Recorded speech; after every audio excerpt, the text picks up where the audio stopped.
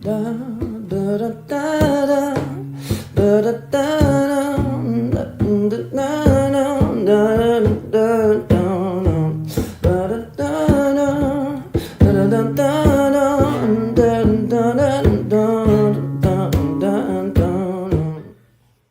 were on you. Well, here we go. Welcome to the Nursing Home Warrior Podcast. I'm Paulie Moran. I'm Danielle Lieblein, and this is Brian Yoos. Welcome to the show, Thank you for having me. He is our special guest today. Yes, you want to quickly say what he does, and then we'll... I'm going to let Brian say what he does, Okay. actually. Brian, what do you do? So I am an RN wound care specialist. Okay. And we're going to get to your interview in 1 second. We're going to just talk for a quick moment about Nursing Home Warriors Project Silver Threads, because we had the most awesome event ever. Yes, it was very good. The pop-up shop in Goldcrest in the Bronx was incredible. It was fantastic. It was actually surpassed all my visual dreams, and I it was agree. fantastic. It really couldn't have gone better. We actually have a quick video of it. Yes. Yeah, let's play that. Bobby? Thanks.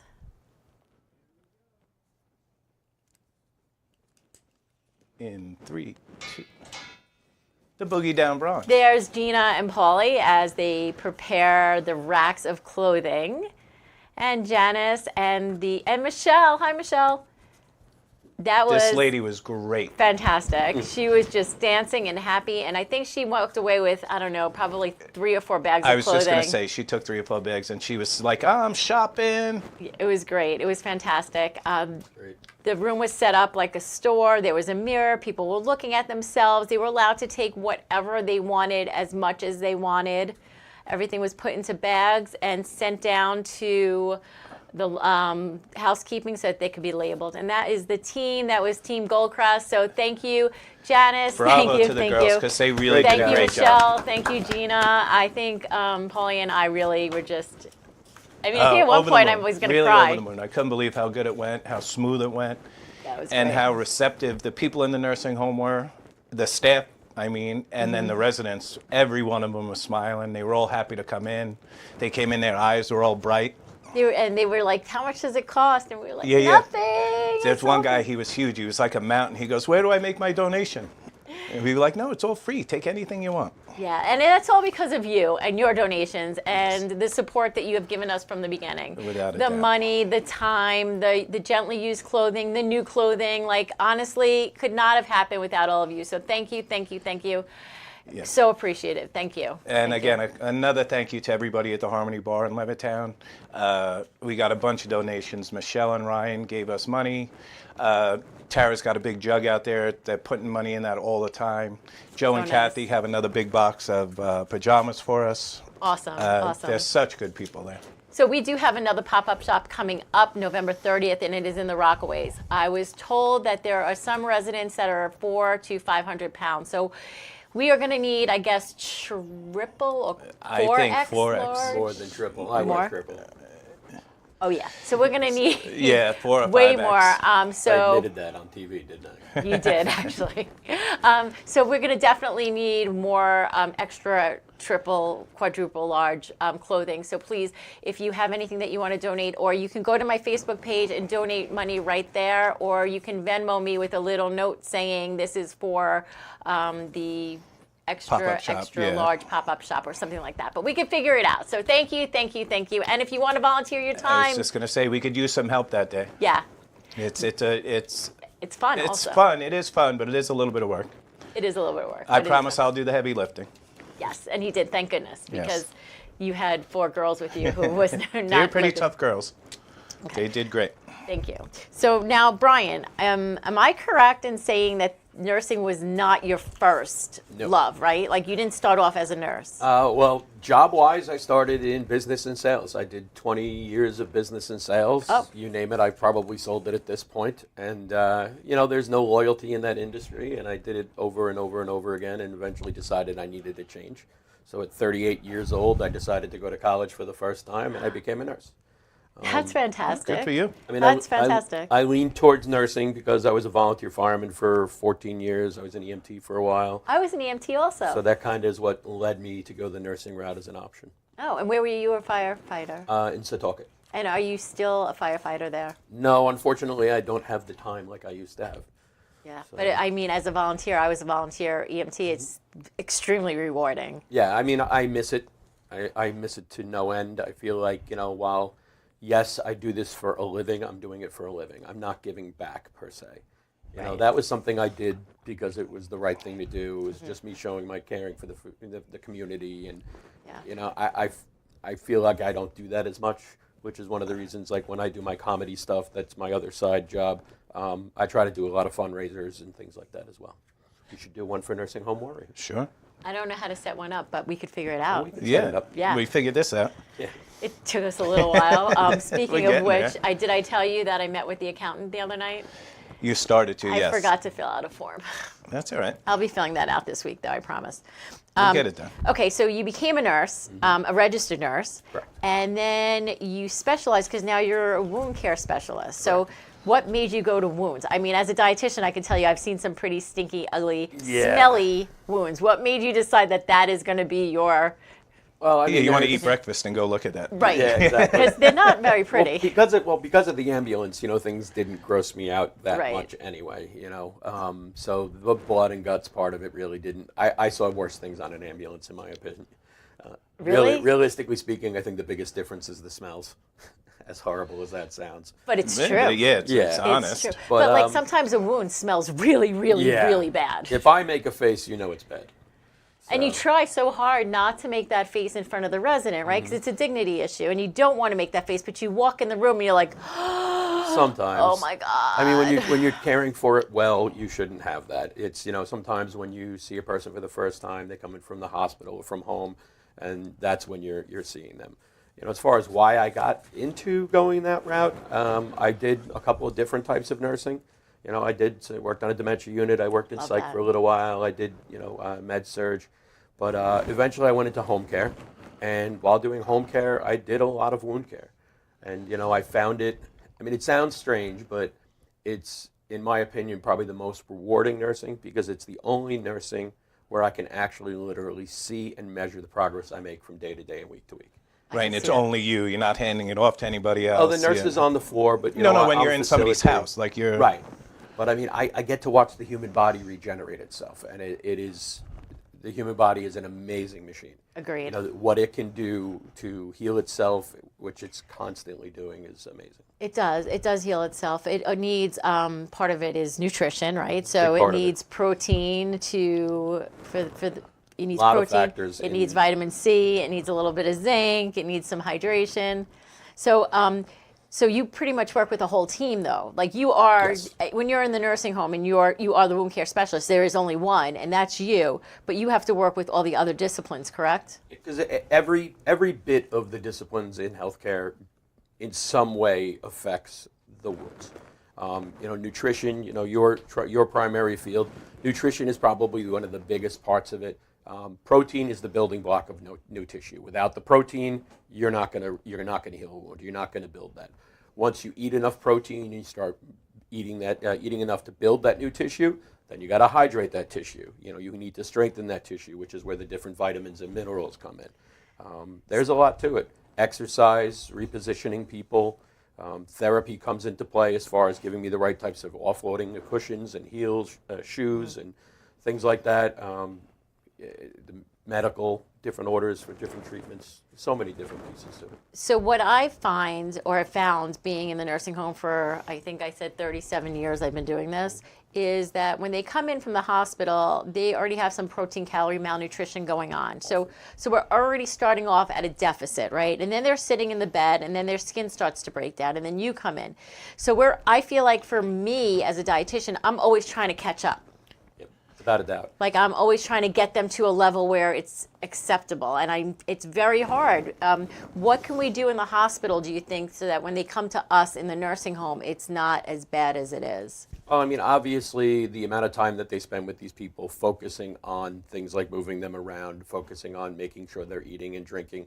The one catch to it is if they're in the hospital, they're more sick. So they're less likely to be eating as much as they should. One of the biggest challenges I see is that often if they're in a situation where they've got multiple broken bones or something, they're not going to get moved around enough based on pain and things like that. But a lot of the times, most of these wounds that I get will develop in the emergency room a lot of the time from laying on a stretcher for 4 or 5 hours. If not more. If not more. And they're laying on this stretcher that's not designed to be a bed. It's only a very thin mattress. It's not very padded. And they're just laying there for who knows, sometimes in a hallway. And they're not being turned in position. And that's when it starts. And also, though, the hospital or the emergency room is worried about what they're there for. Correct. So you have a broken leg or whatever, they're taking care of the reason they're in the hospital, not necessarily what's going to happen to them while they're in the hospital. Right. They're prioritizing what's most important at that time. That's the idea of triage. So they're going to prioritize, okay, this person's got breathing issues and so on and so forth. And sometimes other parts of it get forgotten. But once you have somebody stabilized, you can't forget these other parts.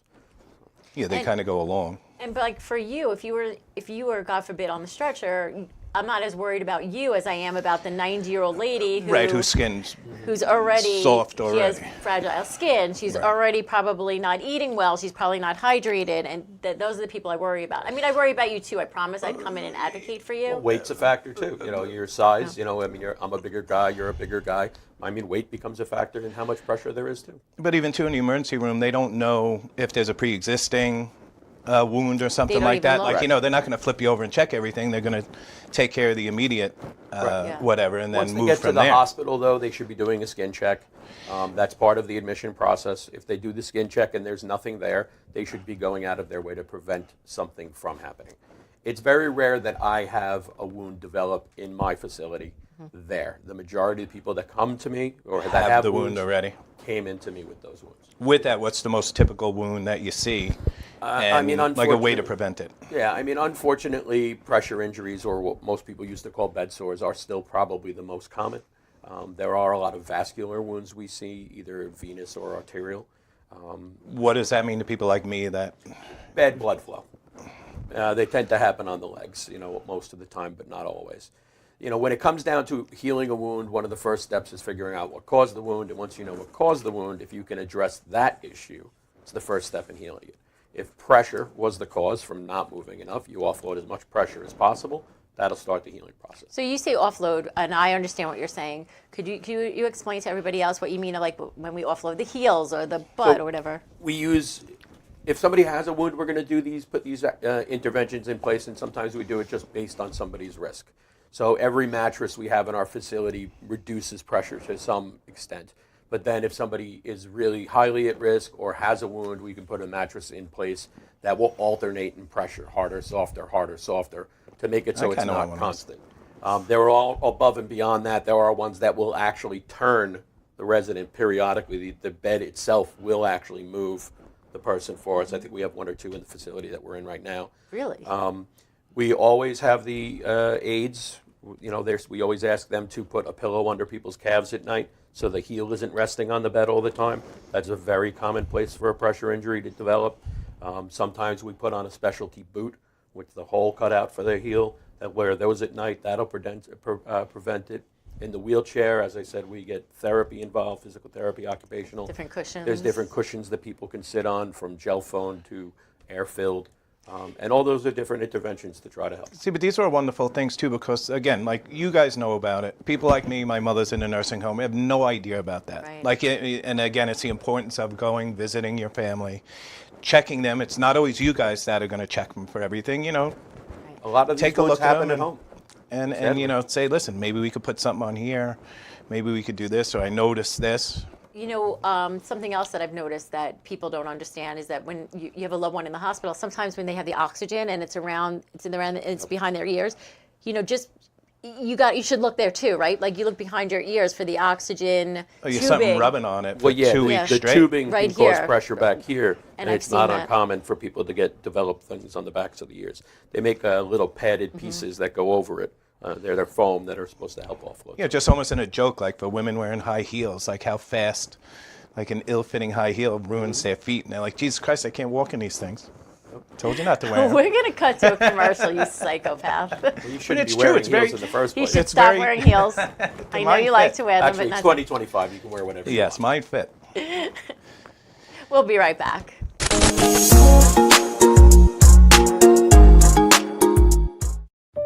Empire Automotive Group is about people, their families, and their dreams. We strive to create meaningful connections.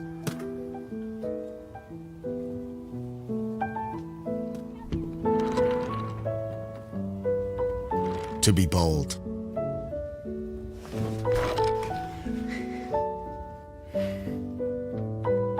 To embrace evolution.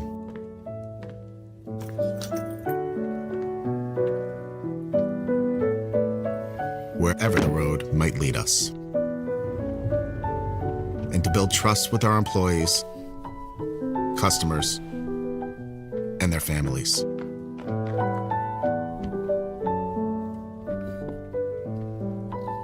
Empire Automotive Group, accelerating the lives of future generations of drivers. Protect your family. Buy LifeVac now. Thank you, Daddy. That was us over 10 years ago. Now LifeVac is responsible for saving over 4,000 lives from choking. In the time it takes you to pick up the phone and call, another life could be saved. The LifeVac saved my life in 1 to 2 seconds. Protecting families has always been our mission. I'm sure you love your family like I love my daughter. Do us all a favor and get your own LifeVac now. Go to lifevac.net or call 877-LifeVac. Order now. And we're back. Thank you, as always, Arthur Lee and LifeVac. You're an incredible human. Your company's fantastic. They're coming up on almost 5,000 saves. Can you believe that? That's incredible. That's so Great impressive. And I believe there's like a cat and a dog in there also. Oh, that'd be great. There is, actually. It's great. Yeah. Arthur, thank you so much. Michael Brown also, if anybody's looking for an automotive, I would go right to Michael Brown at Empire Automotive Group, because without a doubt, he is the most honest man that I've ever bought a car from. He's fantastic. And what does he have, like 8 different? I don't know. He has like a lot. I just know that he has a lot of car things going on. Any car you want, he can probably find it for you. And if he can't find it for you, he'll find you somebody who can find it for you. So Yes. definitely, if you're looking for a new vehicle, go to Empire Automotive Group and ask for Michael Brown. Great group of people. Yeah, fantastic. Okay, so we were talking about wounds. Yes. What else do we have in your Well, index what do you cards think over there? in my index cards? How can nursing homes improve their wound prevention programs? Well, I mean, I education can is a answer huge that. part of it.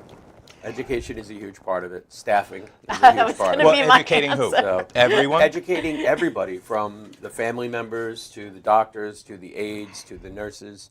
You know, I mean, staffing is always an issue. Even if I had 50 aides, it's still not going to be enough. It's still not going to give me the ability to respond to everybody instantaneously. Which, while, you know, that's what I want from my family member when they're in there. But I also know that some things aren't realistic. Yeah. We talked Staffing, about if Yeah. you look at the guidelines of what the state considers Proper staffing. proper levels. staffing, Yeah, we it's talked about that an often. absurdity. It's an absurdity. It's scary. And, you know, every place I've ever worked will have definitely more than the state, because that number is absurd. But the amount of money, you know, not the amount of money, the amount of staff that they do have could always be more. It never feels like enough, right? And like I said, even if you had 50, it would still never be enough. Agreed, but you'd also need 50 good ones, because I think part of my problem, and I've said this before, is I feel like the education piece of it, right? And not just that part, but the compassion part. So I can educate you on what to do, but do you want to do it, and are you going to go out of your way? I mean, I walk by call lights on all the time. Yep. I recently was in another nursing home for something, and there were 3 call lights on, and I'm like, should I answer them? I mean, I don't work here, but do you think maybe I should get them? Pop your head in. I mean, people were I mean, standing even talking. Even that can be hard sometimes too. Not to defend people. I don't but, know. Not when they're in you the know, hallway chatting. Right. If they're in the hallway chatting, they're going to hear it from me. You know, I shouldn't see a bell ringing. You know, one of the big things is I'll hear from families sometimes, and they'll be like, "Oh, well, the bell's never shut off." A lot of the times, it's because as soon as one shuts off, somebody else rings. Yeah, it's the And same also, bell. there's somebody that was in the facility I'm at right now where, I mean, every time I walk past that room, the bell is on.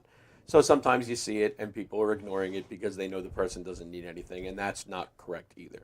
As far as, like, you know, motivation and people's, you know, caring, you know, we do see people that do it just because it's a job. They just do it, and that's really the wrong person to be in the industry. 100%. It is a job that requires caring. It requires heart. you have to care. You have to give a crap, if I can use it. Yeah. Of We course, can- no. Give a Speak shit. No, speak it's freely. okay. We're No, on you have to. cable. Now, unfortunately, not everybody has that part of them. No, I was in a facility where they unplugged the call bell system. I've Isn't seen that it shut illegal? off in places. It happened at night. They unplugged the call bell system. I've seen it muted. I've seen things like that too. Not good.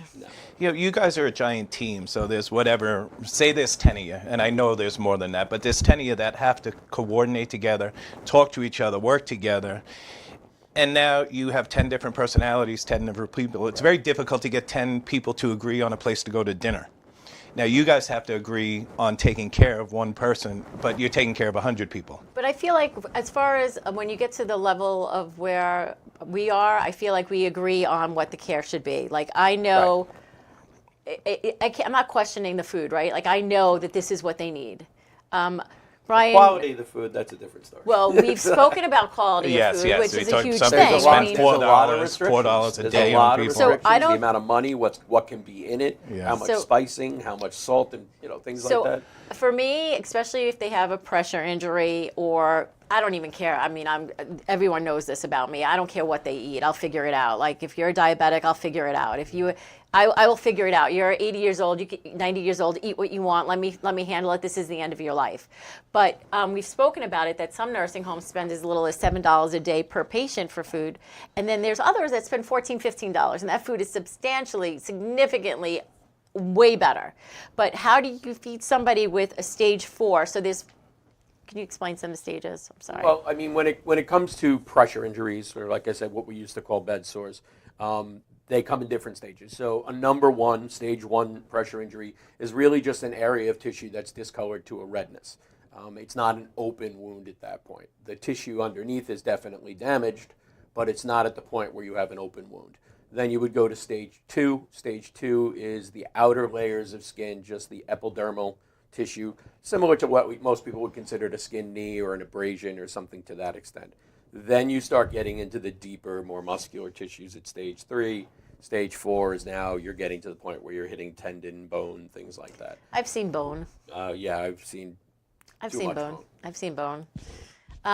So what was my point? Oh, so you have a pressure injury. Let's say it's a stage 3 or 4, right? And it needs food. Now I'm in a facility and the food's crappy. Now I got a problem, right? Because how am I going to do that? Now I'm filling them up with these supplements. So they're drinking protein supplements shakes. all day instead of eating actual food, which if the facility just had better food, this could help solve some of the problem. One of the other parts of it is that, as you get older, many of our taste buds die. And without salt, which is what activates those taste buds in many respects, people get lousy taste. Yeah, everything tastes Even like if cardboard. The food does taste good. Yeah, I it give might everyone not work. salt. I'm But, the salt girl. As long as you're watching their blood pressures. But They're fine. the supplements are a thing that people say a lot to me. I'll get the residents and I'll be speaking with them often about, eating protein, making sure they're hydrating, giving them examples of, eggs, meats, beans, cheese, peanut butter, yogurt, etc. Proteins. I repeat do it my over job. and over and over and over in my head, and I say it 1,000 times a day. But and then a lot of people will be like, yeah, I don't eat much. Yeah, I don't do that much. Oh, can I drink the shakes? The word is supplement. That's the key. So all that you gotta mentioned for remind them. food, like bodybuilders, that's all they eat. That's everything like somebody building muscle. You can't eats. survive on shakes alone. Yeah, You can't No. survive on shakes alone. you need it. When it comes down to that protein again is that main building block to what you need. And also, eating makes you happy.